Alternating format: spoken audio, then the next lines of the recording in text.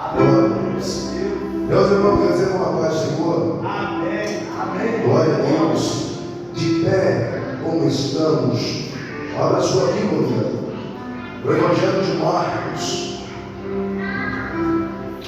Evangelho de Marcos, capítulo de número 7.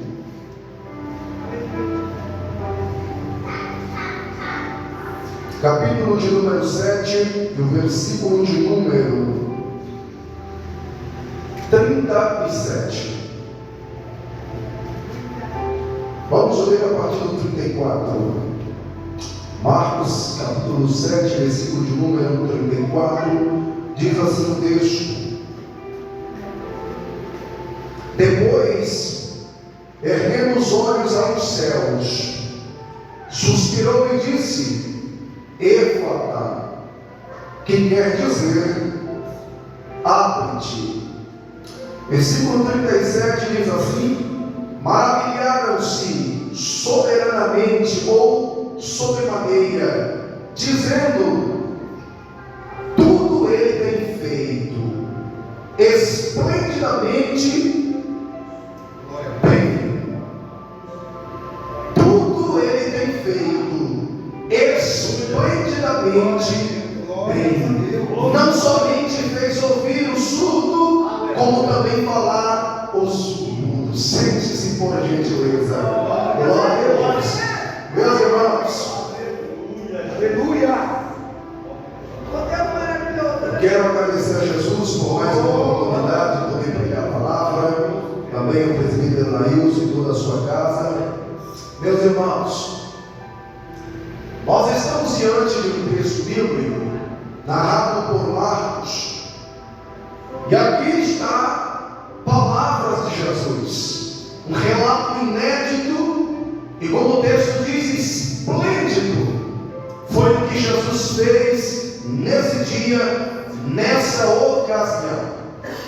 É interessante nós destacarmos que quando Marcos ele escreveu este evangelho, e os historiadores concordam que Marcos escreveu para os romanos alcançar o público romano e também para nos alcançar, uma vez que nós estamos lendo o Evangelho de Marcos. É interessante nós destacarmos o Evangelho de Marcos, quando ele assim escreve. Marcos, ele tem nos 16 capítulos e nos 678 versículos narrações, parábolas acerca de nosso Senhor Jesus Cristo.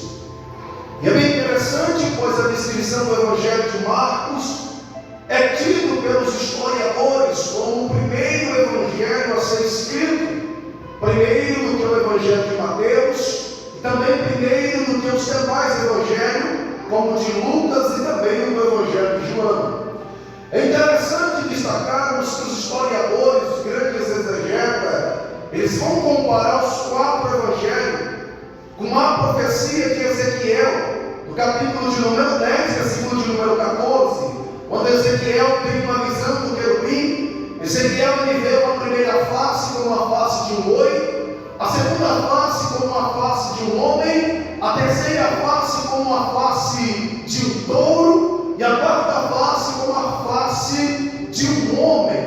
E olhando dentro destas 4 faces que Ezequiel, segundo os historiadores, descrevem, ele diz que tem uma apresentação com os 4 evangelhos principais, a saber, a primeira face como a face de um boi, a face do Evangelho de Marcos, porque mostra que Jesus viria para o trabalho. Jesus não veio para servir, e sim, Jesus não veio para ser servido, e sim para servir. E é interessante que essa descrição do boi tem a descrição da face do Evangelho de Marcos, mas olhando a descrição da segunda face do querubim, que era a face ou glória de um homem, o Evangelho de Lucas se destaca como a face de um homem perfeito. Logo, o Evangelho de Lucas trabalha a perfeição de Cristo. Por isso, a centralidade está no capítulo de número 19, versículo de número 10, dizendo que o Filho do Homem veio veio salvar e buscar um povo que se havia perdido. E a terceira face, de acordo com Ezequiel, ele vê nas suas visões, ele diz que a terceira face tem a face ou glória de uma águia. E a águia representa-nos o Evangelho de João, que é o Evangelho universal, é o Evangelho que sobressai os demais. E é interessante que a quarta face, descrita por Ezequiel, é a face descrita como de um leão, e a face de um leão descreve o Evangelho de Mateus, porque mostra que Jesus veio como o rei dos judeus. E logo o plano de fundo do Evangelho de Mateus é mostrar e provar Jesus como um rei perfeito. E é interessante nós destacarmos, pois dentro desses quatro evangelhos, pois conhecidos como o Evangelho de Jesus, e o Evangelho que lemos é o Evangelho de Marcos, considerado como o primeiro evangelho a ser escrito antes dos demais. É interessante que o Evangelho de Marcos foi escrito por volta do ano 60, ou ano 62 e até o final do ano 69 aproximadamente, e ainda estava se iniciando o período da destruição de Jerusalém, ou da invasão de Jerusalém, para que se cumprisse o que Jesus havia dito no capítulo 24 de Mateus, quando os discípulos chamaram o Senhor em particular e disse: Jesus, dá uma olhada para a estrutura deste templo, dá uma olhada para a beleza do templo de Jerusalém, é incomparável, não há templo como este. Mas Jesus não se encantou com a belezura do templo, lançou uma palavra dizendo que não ficaria pedra sobre pedra que não fosse derribada daquele templo. E é interessante destacar que esse Evangelho de Marcos é interessante, pois ele aqui ele escreve no capítulo de número 1, mostrando o princípio do Evangelho de Jesus Cristo, o Filho de Deus. E é interessante que a centralidade do Evangelho de Marcos está no capítulo de número 10, versículo de número 45, aonde está escrito um texto que o Filho do Homem não veio para ser servido, e sim para servir e dar a sua vida em resgate por meio de muito. E é interessante destacarmos que o Evangelho de Marcos trabalha uma ideia muito interessante, que é o negue-se a si mesmo, conforme o capítulo 8, versículo de número 34. Jesus reuniu a multidão juntamente com os seus discípulos e passou a dizer estas palavras: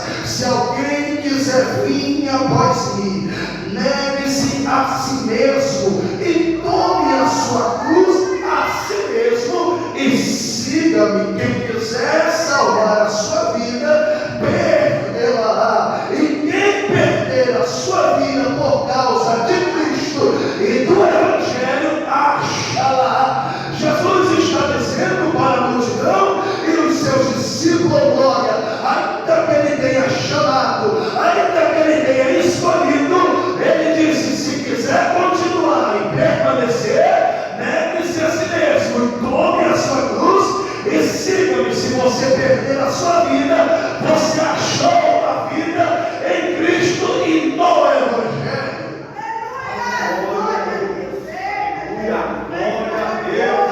E aí Marcos começa a escrever este Evangelho.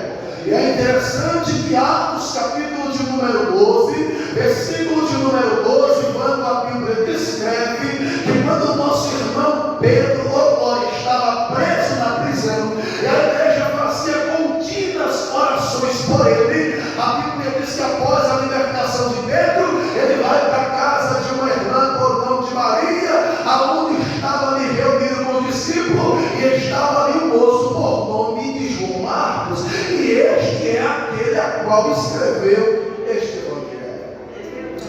O capítulo de número 13 de Atos dos Apóstolos, a Bíblia diz que havia na igreja de Antioquia pastores, doutores e mestres, mas que conduzia a igreja era o Espírito Santo, glória.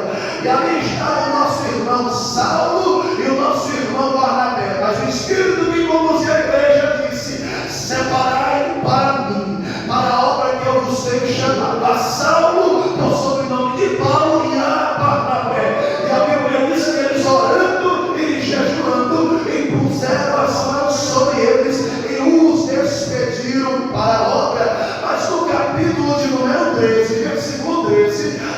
diz que Marcos começou aí, mas chegou no meio da jornada, da caminhada missionária.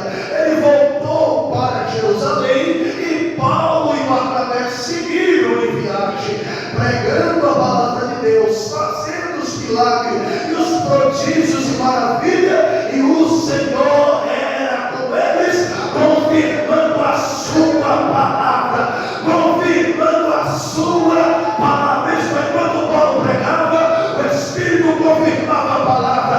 Enquanto Silas pregava, o Espírito confirmava a palavra. Mas olhando a descrição do capítulo 15 de Atos, a partir dos versos de número 37, eles disseram: vamos visitar os nossos irmãos pelas igrejas pelas quais frutificamos, vamos visitar os nossos irmãos. Mas o nosso irmão João Marcos diz: dessa vez eu vou com vocês. Mas Paulo se levantou e disse: você não vai, porque na primeira viagem você nos abandonou. Mas Silas levantou e disse: não, Paulo, dessa vez ele vai com a gente. Mas Paulo diz: não, ele não vai.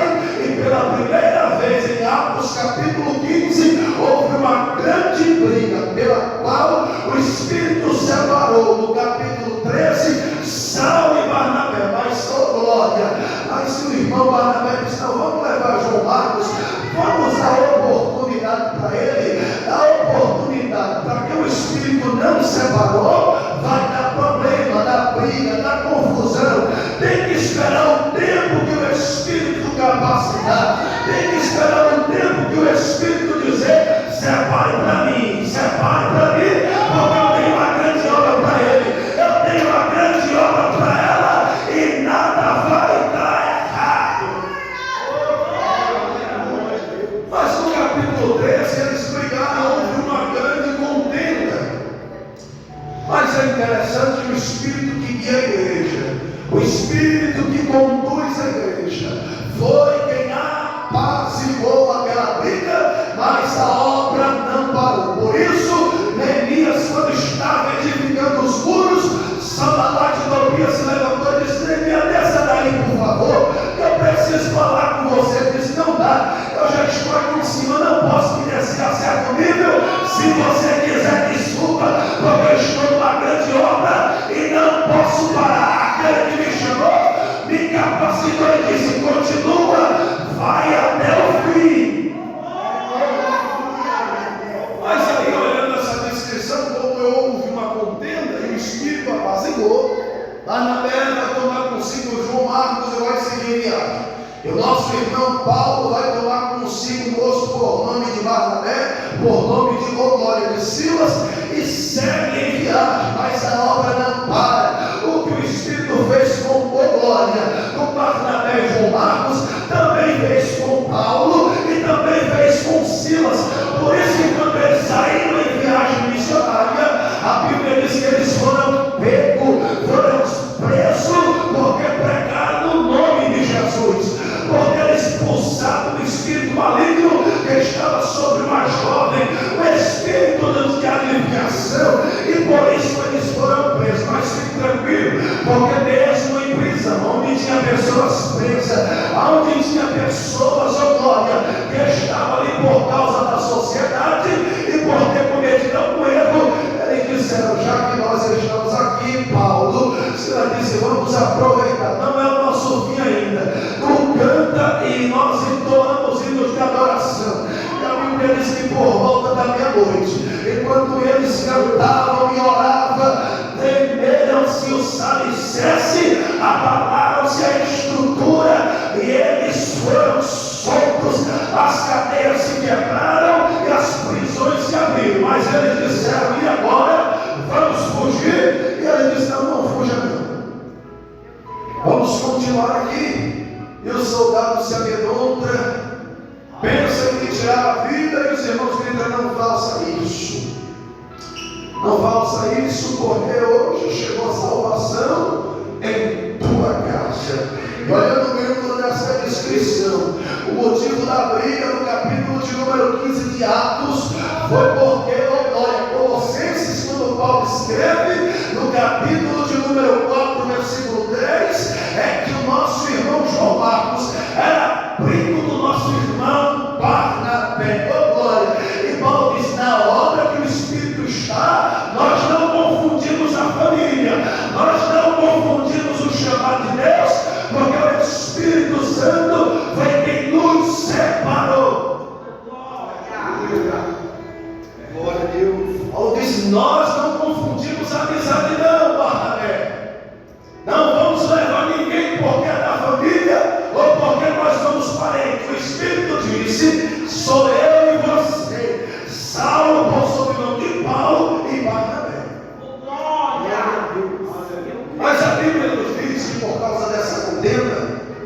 capítulo de número 2 da segunda carta que Paulo escreveu a Timóteo, Paulo está preso e só Lucas está com ele. E Paulo diz assim: diante da minha acusação, ninguém estava comigo, apenas o Senhor foi quem me assistiu em todas as minhas, oh glória, em todas as minhas acusações, só Jesus me assistiu. Aleluia. Mas Lucas está lá para lhe confortar.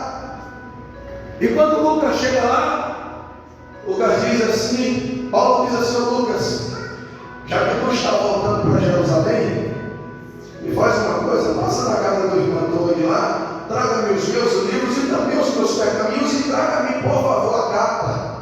Mas eu tenho um outro recado para te dar. Qual é, Paulo, o teu recado? Eu me lembro que na segunda viagem missionária, eu briguei com o nosso irmão João Marcos. Eu briguei com ele. Diga para ele que ele é muito útil e venha depressa me ver. Paulo disse assim: eu briguei com ele, mas eu sei que ele também é útil no ministério. Eu não posso descartar ele. Ele é muito útil, vá depressa, mande ele vir. Fala que eu quero ver ele. Eu quero acertar e eu glória as nossas desavenças. Eu não quero sair daqui, eu glória. Eu não quero partir para os céus, estar com Cristo e deixar a vida ministerial mal resolvida, não. Traga-me ele aqui, pois ele é muito útil. Amém. Glória a Deus.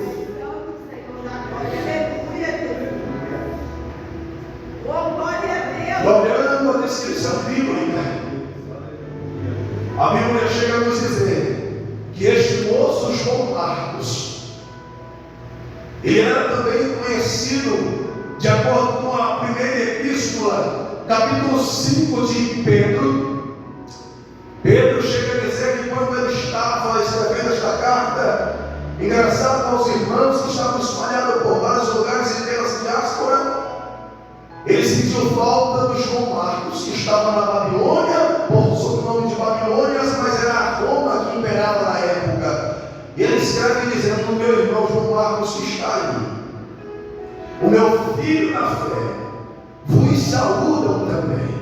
Por isso Paulo entendeu que João Marcos ele era muito importante para o ministério. E olhando dentro dessa questão introdutória, Marcos agora escrevendo para os romanos, falando dos milagres do que Jesus tem feito. E nos 16 capítulos, Marcos vai começar a falar de Jesus. Marcos vai dizer, a partir do capítulo de número 7, verso de número 24, que Jesus se cansou de Israel, se cansou de Jerusalém, visto que imperava muito a sua fama, percorria por muitos lugares, e o povo não estava muito dando crédito para ele. O povo estava muito acostumado com a sua presença. E Jesus resolve se ausentar dos territórios de Israel. Jesus disse: vamos para os territórios de Tiro e Sidom. Porque se eles não querem, se eles não querem, alguém do outro lado que precisa. Se eles não valorizam, tem alguém que valoriza a minha presença. Por isso Jesus sai dos territórios de Israel, vai para os territórios de Tiro e Sidom. Jesus começa a caminhar, e na caminhada, uma mulher sinovenícia desesperada sai clamando, dizendo: filho de Davi, tem misericórdia de mim. Um dos seus discípulos diz assim: não me incomode mais o mesmo. Vá, Senhor, Senhor, espere-a. E já vem por muitos longos caminhos gritando. Jesus para dar atenção àquela mulher. Ela apresenta a sua causa. A causa que ela tinha e o desespero que lhe afligia era que a sua filha estava horrivelmente endemoniada. E ela sai desesperada em busca de Jesus. Mas Jesus já estava lá nos territórios, próximos dos territórios de Sidom, de Tiro e Sidom. Ela entendeu que o problema não é a distância.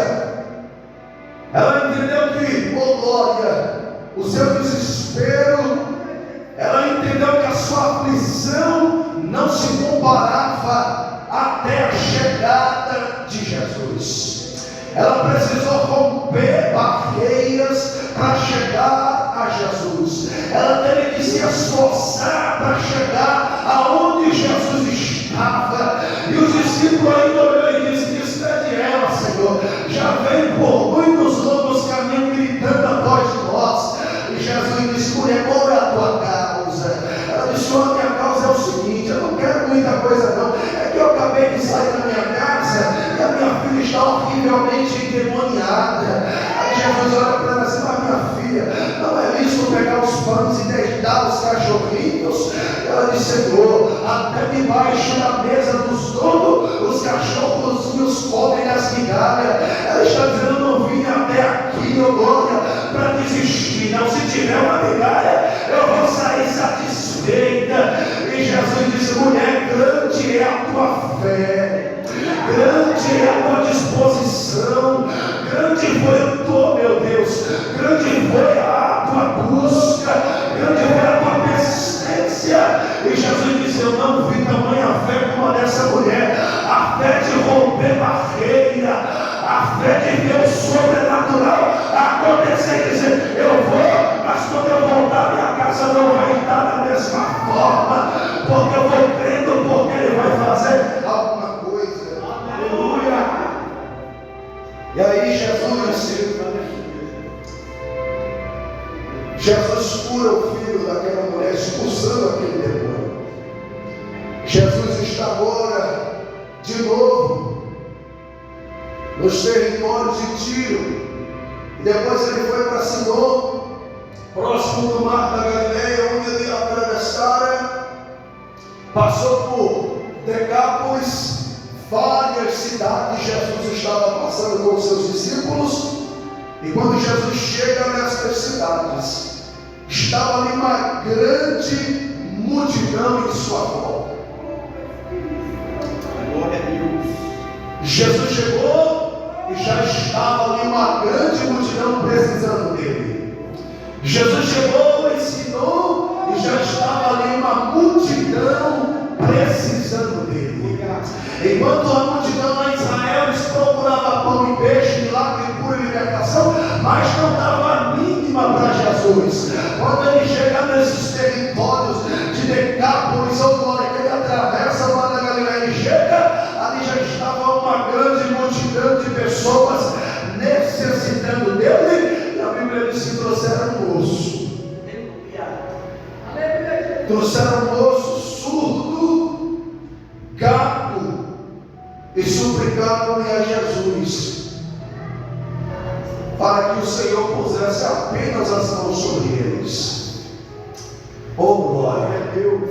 Aleluia! Perceba que algo aqui é interessante. A multidão que estava ali, eles trouxeram um homem que era gago e um homem que era surdo, e disse assim: Senhor, e põe as tuas mãos sobre ele. Era como se eles estivessem dizendo: Senhor, nós apenas nos contentaremos só apenas pelo toque das tuas mãos. Apenas impõe as mãos sobre ele. Mas o texto nos diz que Jesus, tirando ele da multidão à parte, Jesus tirou ele da multidão à parte. Eita, maravilhoso! Enquanto muito queria que Jesus fizesse um milagre, uma cura no meio do povo, para que todo o povo vesse, Jesus vai no meio da multidão, pega aquele moço à parte e diz: venha. Jesus tira ele do meio da multidão. A multidão fala do embaraço, a multidão fala do aperto, fala do sufocamento. Jesus olhou para ele e diz assim: ó, venha, pegou ele e tirou. Glória a Deus. Jesus tirou ele do meio da onde o povo lhe apertava, da onde o povo sufocava, aonde muitos hoje estavam vendo se Jesus ia fazer um milagre. Aí Jesus vai lá no meio da multidão e toma aquele moço à parte. E aí o texto diz assim: e Jesus, tirando-o da multidão, a parte, pôs-lhe os dedos nos ouvidos e lhe tocou a língua com saliva. Jesus pega aquele moço, atira ele no meio daquela multidão, leva ele para um lugar à parte, leva ele para um lugar secreto. O homem estava no lugar secreto com Jesus. O homem que era surdo, o homem que era mudo, está agora no lugar à parte com Jesus. Só glória. Aleluia. Qual é o teu problema mesmo? Qual é a tua dificuldade com ele? Aleluia.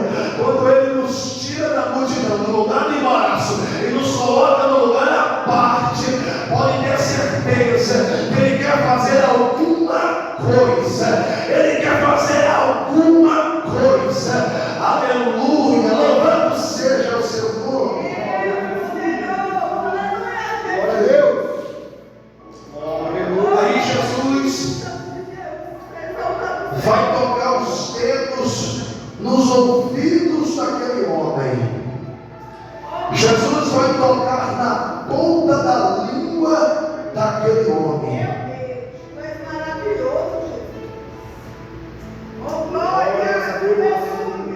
Isso aqui é tão interessante porque a multidão queria que Jesus impôsse apenas a sua mão, mas Jesus primeiro tira o homem, leva ele para um lugar secreto. Jesus é o único que em meio à multidão não vai expor o teu defeito, ele não vai expor qual é a tua necessidade, ele te conduz por um lugar à parte e ele coloca apenas um toque no seu dedo. Aleluia. E a Bíblia diz que Jesus vai tocar, oh glória, nos ouvidos daquele homem e vai tocar na ponta da sua língua. Por isso que Isaías capítulo de número 61, lá na Bíblia nos diz que quando o Senhor cumpriu esse texto, dizendo que o seu Espírito estava sobre ele, é interessante que esse texto se cumpre quando Jesus está no Jordão, no momento em que ele vai ser batizado, o Espírito desce sobre ele, e cumpre esse texto de Isaías. Também o texto de Isaías cumpre-se quando Jesus está na sinagoga, e ele dá uma oportunidade, ele pega o livro, e ele lê o que está escrito no profeta Isaías. Esse texto também se cumpre quando Jesus vai passando pelas aldeias, ele vai curando os cegos, ele vai curando os coxos, ele vai curando os leprosos, ele vai expulsando os demônios, porque ele diz: o Espírito do Senhor está sobre mim, e o Espírito me ungiu, o Espírito me separou, me capacitou para pregar a sua palavra. Jesus toca os ouvidos daquele homem e Jesus restaura a sua glória. Jesus restaura a audição daquele homem. E deixa eu lhe dizer uma coisa: Jesus apenas tocou e não disse até naquele instante nada. Isso mostra que até no seu secreto ele está tocando, ele está trabalhando. Não há nada que ele não possa fazer. Até no silêncio dele, ele está tocando em alguém.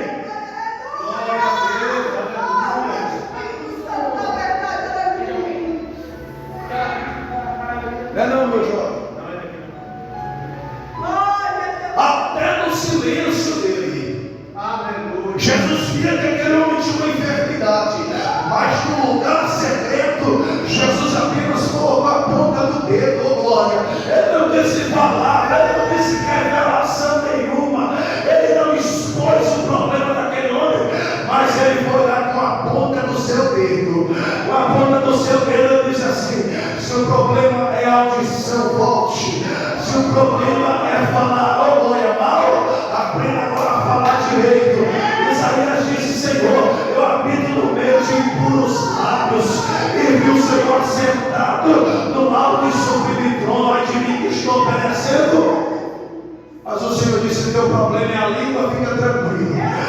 anjo foi lá até o altar do Senhor, pegou como uma tenaz uma brasa e disse: a partir de hoje eu purifico os teus lábios, eu purifico a tua língua, tu vai aprender a falar direito.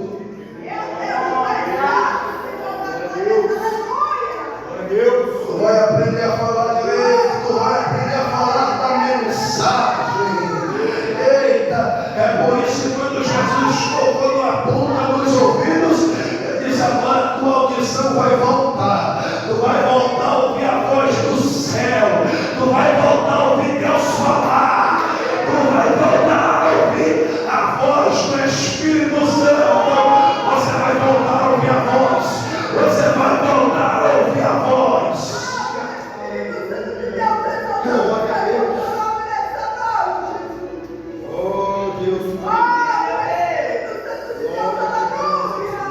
Jesus toca, Jesus toca. Jesus estava naquele lugar só aquele moço. Jesus olha para os céus, Jesus olha para os céus, ele vai dar uma suspirada, ele vai dar uma suspirada, ele olha para os céus e suspira, porque ele sabe que o fôlego vem de cima, o fôlego vem do céu. Mas no lugar à parte, após Jesus suspirar, ele diz: Éfata. Éfata é uma palavra aramaica que quer dizer: abre-te, desprende-te, solta. Eita, maravilhoso Deus, eu estou debaixo de uma palavra.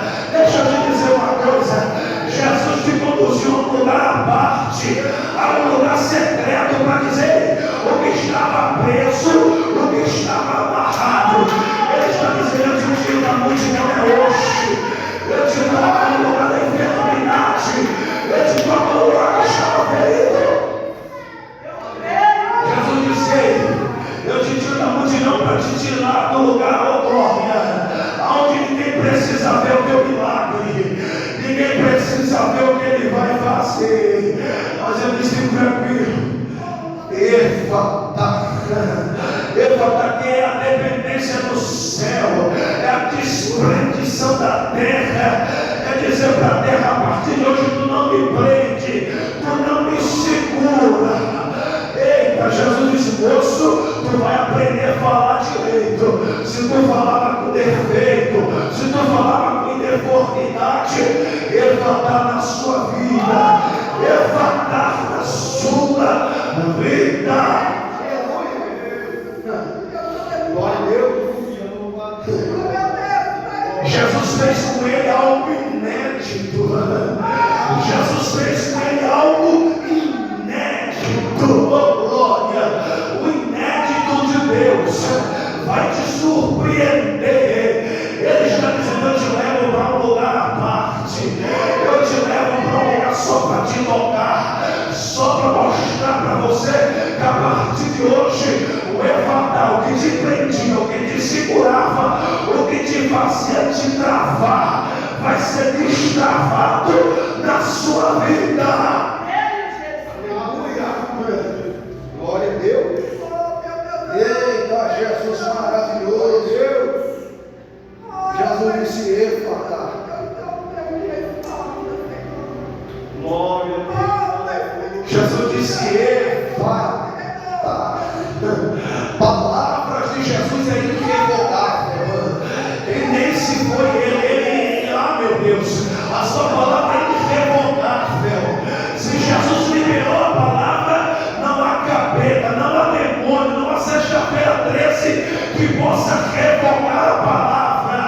Isaías disse que ela não volta vazia, mas faz o que lhe apraz, faz o que bem quer, faz o que ele entende, que obedece e cumpre para quem ele enviou. Glória a Deus. E a Bíblia diz assim: e abriram-lhe os ouvidos, e logo lhe soltou o empecilho da língua, e falava desdobradamente. Por isso que Isaías disse: Senhor, me dá o vocábulo de erudito,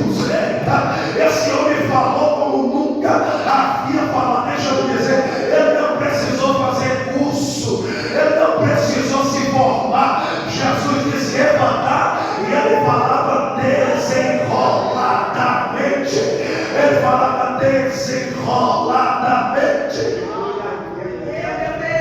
Eita Jesus, abriu-se os ouvidos daquele moço, abriu-se os ouvidos daquele moço. Por isso que quando João Batista foi preso, após ele batizar Jesus, vai lá os seus discípulos de João, diz assim: diga para Jesus se ele mesmo é o Messias, o Cristo que estava por vir, ou se a gente deve aguardar algum outro. Mas os mensageiros, quando chegaram até Jesus, o Senhor disse assim: fica aqui comigo e vocês verão e ouvirão. Ela está dizendo: experiência é só se você ficar. Experiência com Ele é só se ficar onde Ele está. Onde Ele está tem uma experiência nova. Onde Ele está tem testemunho para contar. Por isso que eles venham, fica aqui comigo. Fica aqui comigo. Por isso que Pedro disse: Senhor, para onde irei eu, se só o Senhor tem palavra de vida eterna? Ah, meu Deus, a multidão pode ir embora. Quem quiser ir, pode ir. Eu não fico por causa da cadeira, eu não fico por causa da oportunidade, mas eu fico por causa dele. Eu fico por causa dele. Eu fico por causa dele. Os mensageiros ficaram lá. Aí Jesus disse: já que vocês ficaram tempo demais, está na hora de vocês caminhar e começar a dizer o que foi que vocês viram e o que vocês ouviram. Jesus disse: está na hora de vocês começarem a divulgar para João. Está na hora de vocês espalhar para ele o que vocês viram e ouviram. João está preso e o consolo chegou para João. O consolo foi uma mensagem que alguém disse assim: João, eu tenho algo para te dizer. E foi coisas que eu vi e ouvi.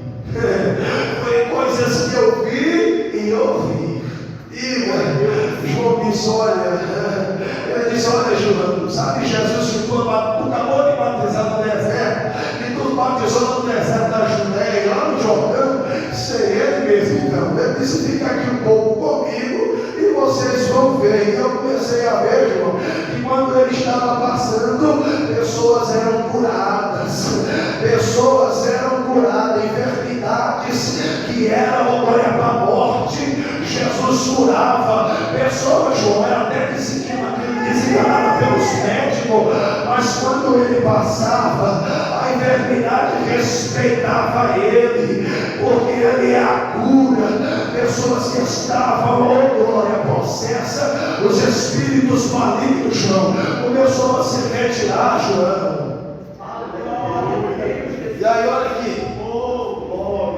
o texto diz assim: Jesus chama ele à parte, toca nos seus ouvidos, toca na sua língua, diz Efatá, e o moço começa a falar desembaraçadamente.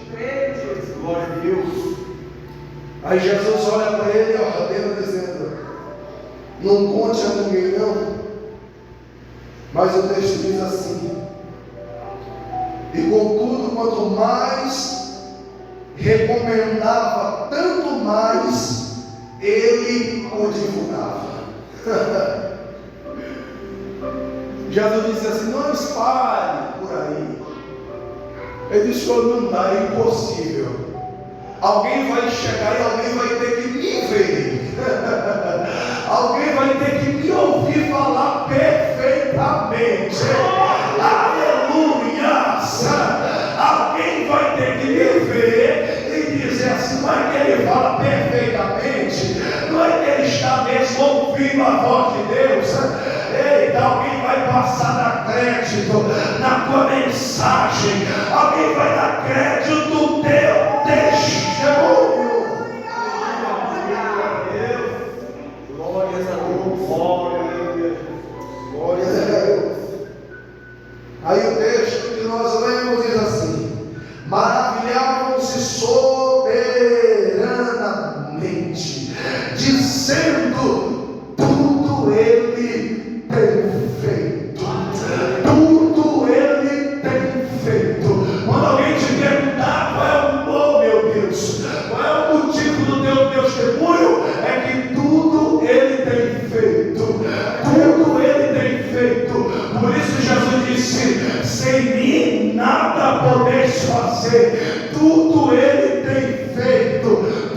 Ele tem feito de que forma?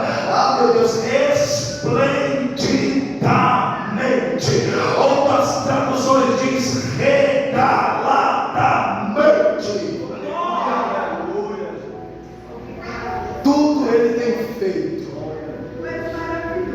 E o moço disse assim: eu era apenas um homem que tinha problema na audição, tinha problemas no falar, mas tudo Ele tem feito, tudo Ele tem feito, esplendidamente bem. Bem aqui é perfeito, sem defeito algum. Ele não deixa sequela, Ele não deixa cicatriz. O texto diz: Ele faz tudo perfeito. Ele faz tudo perfeito. Eu quero liberar a palavra de Deus nesta noite. Jesus está fazendo tudo perfeito. Não é fora da hora, não é fora do tempo, é no tempo certo, tudo perfeito.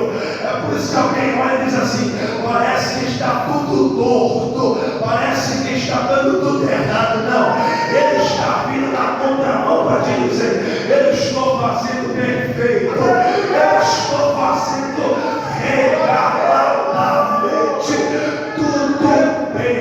Aleluia. Por isso que quando aquela mulher, a viúva de Sarepta, quando o seu filho morre, ela põe no seu coração que vai até o profeta em Samaria, e ela passa por alguns vizinhos e diz: onde vai, mulher?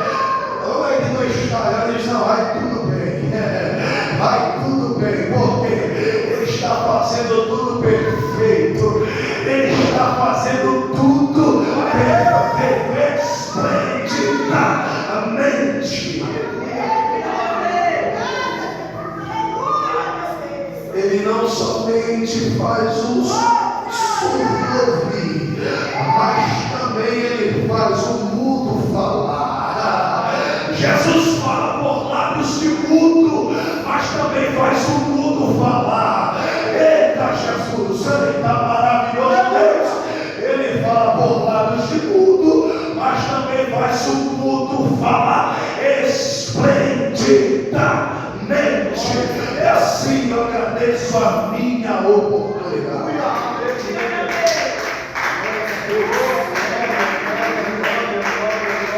Glória a Deus. Louvado seja o nome do Senhor. Glória a Deus. Que palavra abençoada.